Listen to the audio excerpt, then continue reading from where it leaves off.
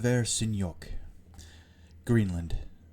The horizon blended into the sunless sky as a winter gale raged. Gusts of wind blew wave after wave of snow in all directions. For two men to continue would be folly, but to stop would mean freezing to death. By nightfall the storm had finally passed, and as the moon rose full and brilliant, at last the men had the opportunity to check their bearings. The stars seemed off, a bit too western, a little too low in the sky, but westward the pair were headed, so westward they would continue. In time they came upon a small, dimly lit cabin. Smoke rising from the chimney meant there was a fire, and warmth, and perhaps a kind offer of a good meal inside. They knocked on the door, and in a short time it swung open to reveal a large woman, scantily clad, dressed only in a piece of hide swung loosely around her waist. Her breasts hung heavily down to her navel, and her belly was full and round. Standing shamelessly at the door, her head was wide. Somehow, impossibly, it was wider than it was tall.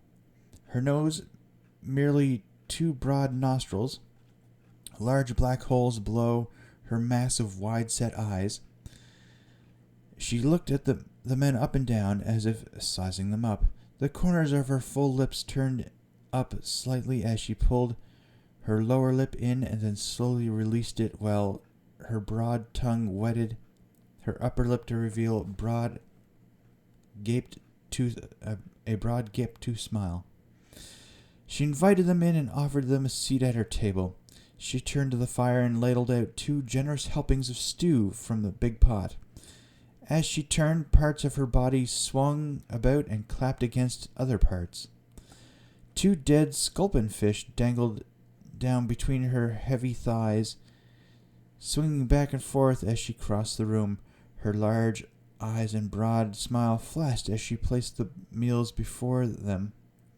The absurdity of it all finally proved too much, and one of the men burst into laughter. Immediately, her smile came undone, revealing angry, gnashing teeth. She leapt over the table and slashed the laughing man open at his belly with a knife. Standing astride him, she began to gather his innards, his liver, kidneys, lungs, and heart.